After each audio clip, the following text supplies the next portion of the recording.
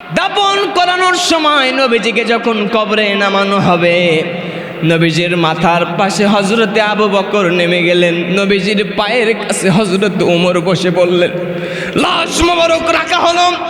লাশ রাখবার পরে হযরতে আবু বকর, নবীজির বাল্যকালের বন্ধু, 3 বছর বয়সের ছোট নবীজির বন্ধু আবু বকর ডাক দিয়ে বলতেছে, ইয়া রাসূলুল্লাহ, নিজের জীবনের চাইতে আপনার সবচাইতে বেশি ভালোবেসেছি। আমাদেরকে ইয়েতিম বানায় আপনি চলে গেলেন। সারাটি জীবন পর্যন্ত আপনাকে লক্ষ্য করে দেখেছি, আপনার হায়াতে জিন্দেগি একটা মিথ্যা কথা পাই নাই। আজকে বিদায় হয়ে আপনি চলে গেলেন।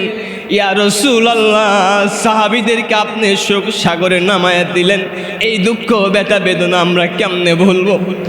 এরপরে হযরত ওমরের পালাম। হযরত ওমর রাদিয়াল্লাহু তাআলা আনহু পায়ের পাশের কাপড়টুকু যখন খুললেন, খুলবার পরে নবীজির পায়ের আঙ্গুল মোবারক মুখের কাছে লাগায়া বলতেছি, ইয়া রাসূলুল্লাহ, আপনার আমি হত্যা করবার জন্য এসেছিলাম, আপনার কল্লা মোবারক নিতে এসেছিলাম, কিন্তু নিতে পারি নাই। হেদায়েতের কারণে আল্লাহ পাক হেদায়েত দান করে দিয়েছে। ইয়া রাসূলুল্লাহ, আমার জীবন মরণ সব কিছুর চাইতে আপনারে বেশি ভালোবাসি।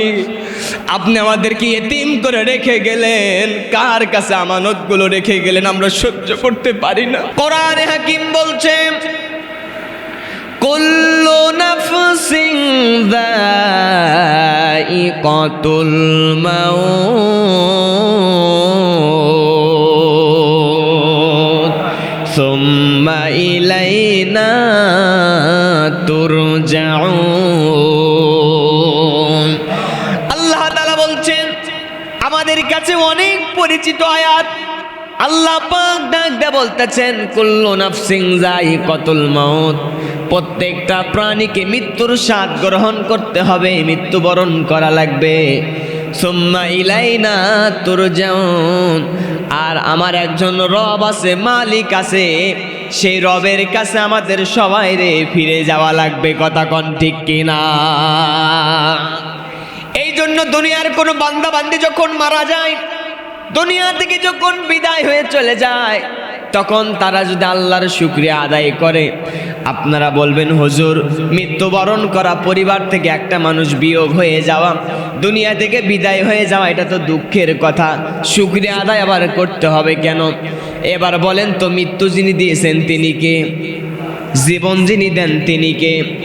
আল্লাহর জীবন, আল্লাহর দেওয়া সম্পদ, আল্লাহর দেওয়া দেহ, আল্লাহর দেওয়া সমস্ত কিছু যে আল্লাহ নিয়ে যায়, মুমিনদের স্বাভাবিক কষ্ট হবে, কিন্তু আল্লাহর সিদ্ধান্ত মেনে নিয়ে আল্লাহর প্রতি তাওয়াক্কুল করা লাগবে। কথা কোন ঠিক কিনা? এই জন্য আল্লাহ তাআলা বলেন, ইন্না লিল্লাহি ওয়া ইন্না ইলাইহি রাজিউন। আল্লাহ তাআলা বলছেন, ইন্না লিল্লাহি, নিশ্চয় আল্লাহর জন্য জীবন মরণ সব কিছু, এবং আল্লাহর জন্যই আল্লাহর কাছে আমাদেরকে একত্রিত হওয়া লাগবে, আল্লাহর কাছে ফিরে যাওয়া লাগবে। দুনিয়ার বান্দাবান্দি, তার পরিবারের একজন সদস্য যখন বিদায় হয়ে যায়, একজন মুমিন মুসলমানের মৃত্যুর খবর যখন চলে আসে, আর যখন দুনিয়ার বান্দাবান্দিরা এই আয়াতটুকু তেলাওয়াত করে, দোয়াটুকু পড়ে, আল্লাহ রাব্বুল আলামিন ফেরেশতাদেরকে বলবেন, ফেরেশতারা, আমার বান্দা বান্দি দুনিয়া থেকে বিদায় হয়ে গেছে, তারপরেও এরা আমাকে ভুলে যায় না, আমার কৃতজ্ঞতা আদায় করেছে, আমার কথা স্মরণ করেছে। এই বান্দা বান্দি যেহেতু এই দোয়াখানা পড়ে নিয়েছে, এদের জন্য জান্নাতের ভিতরে বাইতুল হামদ নামক একটা ঘর তৈরি করে দাও। তাহলে মরণ আসলেও শুকরিয়া আদায় করা লাগবে কার? কথা কয় না, আরো জোরে বলেন, কার? কারণ কি? আল্লাহ তাআলা বলছেন, কুল লাউ কানাল বাহরু মিদাদাল লিকালিমাতি রাব্বি লানাফিদাল বাহরু ক্বাবলা আন তানফাদা কালিমাতু রাব্বি ওয়ালাউ জিনা বিমিসলিহি মাদাদা।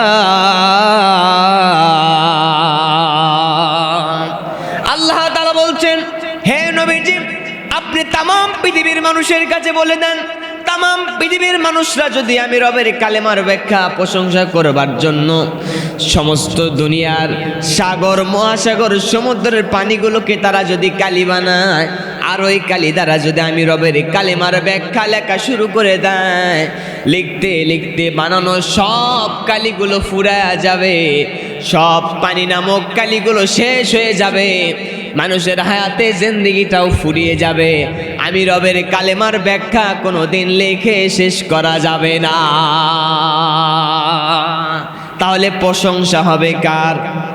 আরো আসতে বলেন, প্রশংসা সবই কেবল তোমারই। পড়েন, প্রশংসা সবই কেবল তোমারই, রব্বুল আলামিন, দয়ালু মেহেরবান, করুণায় অফুরান, আর কেউ নাই তুমি মালিক, শেষ বিচারের দিন, শেষ বিচারের দিন। মারহাবা কোন আমার বন্ধুগণ, রবের শুকরিয়া আদায় করে আপনি শেষ করতে পারবেন না। কেমনে শেষ করতে পারবেন না? আপনার জীবনের হায়াতে জিন্দেগির ভিতরে আপনি তাকায় দেখেন, আল্লাহ পাক আপনার চেহারাকে কত সুন্দর, কত অবয়ব দ্বারা তৈরি করেছেন। সূরা ৩-এর ভিতরে আল্লাহ পাক ডাকদা জানায় দিচ্ছেন, লাকাদ খলাকনাল ইনসানা ফি আহসানি তাকওয়িম।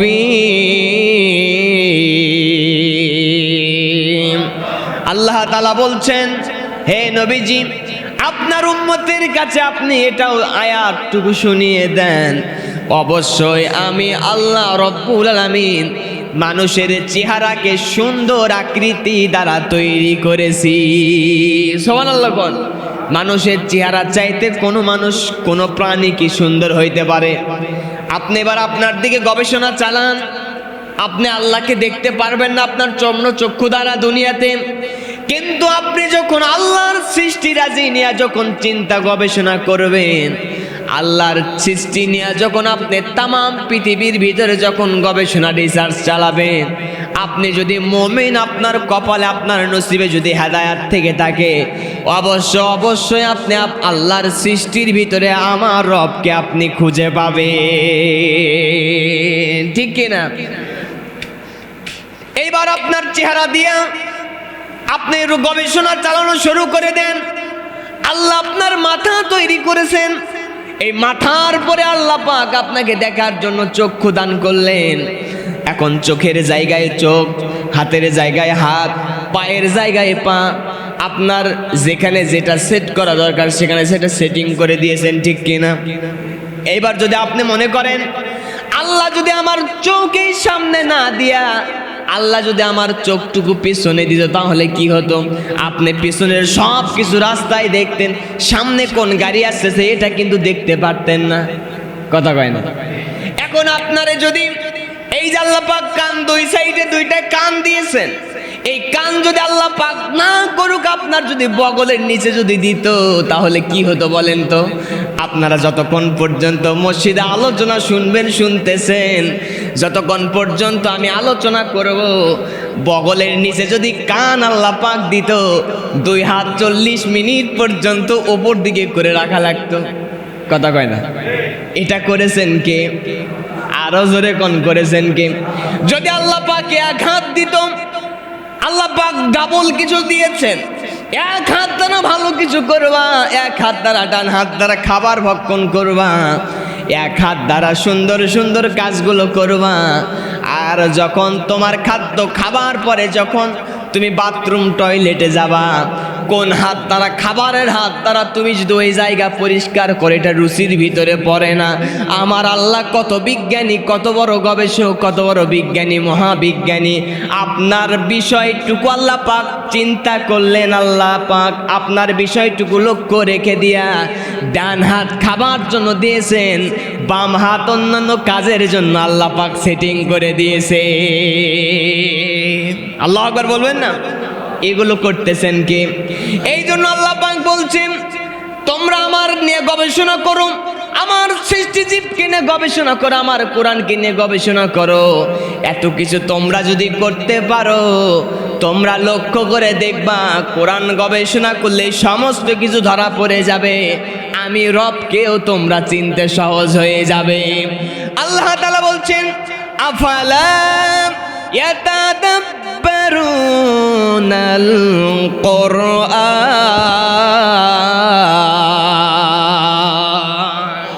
আল্লাহ রাব্বুল আলামিন বলছেন, ওই সকল মানুষের কি হলো, তারা কেন গবেষণা করে না, তারা কেন রিসার্চ করে না? এই কোরআন নিয়ে যদি তারা গবেষণা করে, লক্ষ্য করে দেখবে আমার সৃষ্টি রাজির ভিতর থেকে আমি রবকে তারা খুঁজে পাবে। কথা কোন ঠিক কিনা? আমার বন্ধুগণ, একদিন দুনিয়া থেকে আপনি চলে যাবেন, আপনার বিদায় হয়ে যাবে, রবের কাছে দাঁড়ানো লাগবে, মৃত্যু আপনার কাছে আসবে, মৃত্যুর হাত থেকে আপনারা কেউ রেহাই পাবেন না। আল্লাহ রাব্বুল আলামিন বলছেন, আইনামা তাকুনু ইউদরিকুমুল মাউতু ওয়ালাউ কুনতুম ফি বুরুজিম মুশাইয়াদা। আল্লাহু আকবার, জোরে কোন, আরো জোরে বলেন আল্লাহু আকবার। আল্লাহ তাআলা বলছেন, দুনিয়ার মানুষরা যদি বিশাল সীসা নির্মিত অট্টালিকার ভিতরেও যদি অবস্থান করে, ওই ব্যক্তি কোনোদিন কখনো মৃত্যুর হাত থেকে বাঁচতে পারবে না।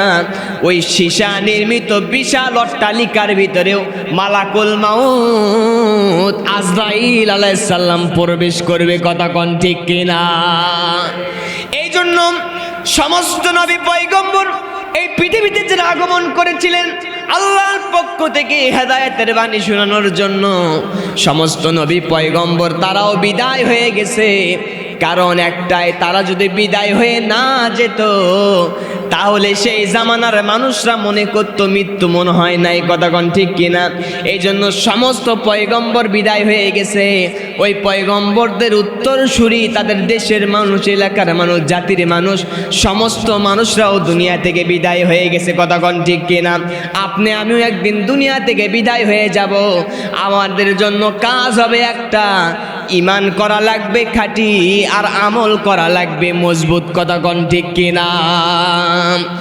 আমার বন্ধুগণ, নামাজ আদায় করতে এসেছেন, সালাত আদায় করতে এসেছেন। যখন সালাত আদায় করবেন, নামাজ আদায় করবেন, আল্লাহর বিধানগুলো পাই টু পাই যখন পালন করবেন, এই সকল বিষয়গুলো পালন করার মাধ্যমে যখন আপনার মৃত্যু এসে যাবে, আপনার কাছে যখন মালাকুল মউত চলে আসবে, আপনি যদি মুমিন ঈমানদার হয়ে থাকেন, এই মৃত্যু আপনার জন্য হাদিয়া হবে। মৃত্যুর সময় মুমিনের কোনো কষ্ট আসবে না।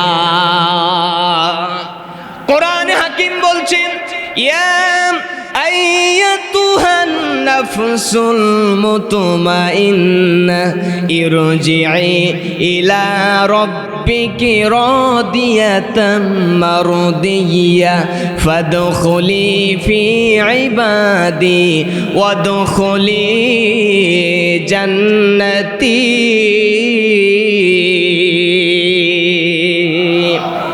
প্রশান্ত আত্মাকে, মুমিন হৃদয়ের আত্মাকে ডাকতে বলা হবে, হে ইমানদার, হে নামাজি, হে শহীদ, হে ইমানদার, হে মুমিন, মুত্তাকি মুসলমান, তোমার কাছে মালাকুল মউত এসে গেছে। জানটা আস্তে করে বাহির হয়ে আসবে। মুমিন ব্যক্তির জান বাহির হইতে দেরি হয়ে যাবে, আল্লাহর জান্নাতের মেহমান হতে দেরি হবে না। মৃত্যু যন্ত্রণা সবার থাকবে, কিন্তু আল্লাহ পাক কম বেশি করাবেন। কারণ হলো, অনেক খারাপ মানুষ দেখা যায় দুনিয়া থেকে যখন বিদায় হয়ে চলে যায়, অনেক ভালোভাবে বিদায় হয়, কিন্তু আমরা তখন গবেষণা করি, আহারে লোকটা খারাপ ছিল কিন্তু মৃত্যুটা অনেক ভালো হলো। কারণ কি? এই যে মৃত্যু ভালো হলো মানে সেটা জান্নাতে গেল এমনটি নয়। মৃত্যু খারাপ মানুষের ভালো হলো, তার কারণ হলো, শুনে নিয়ে যান, দুনিয়াতে হয়তো কোনো ভালো কাজ করেছে, মসজিদে এসি লাগাই দিয়েছে, ফ্যান লাগাই দিয়েছে, এতিমদের খাবার দিয়েছে, রাস্তায় ইট কালভার্ট ব্রিজ লাগাই দিয়েছে, হুজুরদের দেখলে হাদিয়ে দিয়েছে, বিশাল বড় সালাম দিয়েছে। খারাপ মানুষ ইমানদার নয়, খারাপ মানুষ জালেম মানুষ। এই যে দুনিয়াতে কিছু ভালো ভালো কাজ করেছে, ভালো কাজের কিছু প্রতিদান হিসাবে আল্লাহ পাক দুনিয়াতে মৃত্যু যন্ত্রণা কমায় দিয়েছে, আখিরাতের ময়দানে ইচ্ছা মতো বাটাম দিবে, কথা কোন ঠিক কিনা? পক্ষান্তরে কিছু মুমিন মানুষ লক্ষ্য করবেন, মরণের সময় এত কষ্ট পায়, অত্যন্ত কষ্ট নিয়ে লাঞ্ছিত নিয়ে দুনিয়া থেকে বিদায় হয়ে যায়। তখন আমাদের মতো মানুষরাই গবেষণা চালায়, আহারে সারা জীবন ইবাদত বন্দি করেছে, ভালো ভালো কাজ করেছে, মরণের সময় কষ্ট হলো, মনে হয় এ ব্যক্তি আল্লাহর জাহান্নামে গেল না। আপনার আমার ধারণা ভুল হয়ে গেছে। কারণ কি? ওই ইমানদার ব্যক্তি, ওই মুমিন ব্যক্তি দুনিয়াতে থাকা অবস্থা হয়তো কিছু বদ আমল করেছিল, কিছু হয়তো অন্যায় করেছিল, ছোটখাটো ভুল করেছিল। আল্লাহ পাক মুমিন ব্যক্তিকে মৃত্যুর সময় কিছু কষ্ট দিয়া, কিছু আযাব দিয়া দুনিয়া থেকে মাসুম বেগুনা বানায় পৃথিবী থেকে বিদায় করে পাঠায় দেয়। মরণ হইতে দেরি হয়ে যায়, ওই ইমানদার ব্যক্তি আল্লাহর জান্নাতে যেতে দেরি হবে না। আল্লাহু আকবার কোন। সাকরাতুল মাউত, মৌতের যন্ত্রণা সবার হবে, মৌতের যন্ত্রণা আসবে। কারণ আজরাইলের চেহারা তো ছোটখাটো না, আজরাইলের চেহারা হলো বিশাল বড় চেহারা। ওর এক পা থাকবে আসমানে, আরেক পা থাকবে জমিনে। আল্লাহু আকবার গণ। এত ভয়ঙ্কর চেহারার অধিকারী নবীজি যখন দুনিয়া থেকে বিদায় হয়ে যাবেন, 63 বছর যখন পার হয়ে চলে গেল, 63 বছর যখন হয়ে গেল, নবীজির কাছে মালাকুল মউত আলাইহিস সালাম চলে আসলেন, সাথে হযরতে জিবরাইল সালাম হাজির হয়েছেন। নবীজির ঘরে আসবার পরে অনুমতি চাইলেন, ইয়া রাসূলুল্লাহ, ইয়া হাবিবাল্লাহ, আজকে আমি জিবরাইল সালাম একা আসি নাই, আমার সঙ্গে একজন ফেরেশতা এসেছে, যিনি দুনিয়ার মানুষের কাছে যায় অনুমতির দরকার হয় না। ঠিক কি না? কে এসেছেন? মালাকুল মউত আজরাইল আলাইহিস সালাম। কিসের জন্য এসেছেন? জিবরাইল আলাইহিস সালাম জবাব দিলেন, আল্লাহ পাক আপনার জন্য ইন্তজার করতেছেন, অপেক্ষা করতেছেন। আপনি যদি অনুমতি দেন আজরাইল ভিতরে ঢুকবে, আর আপনি যদি অনুমতি না দেন আজরাইল ভিতরে ঢুকবে না, চলে যাবে নবীজির আল্লাহর কাছে। তারপরে কি হবে? আবার যখন চাইবেন, আল্লাহ চাইবে, তখন আপনার কাছে আসবেন।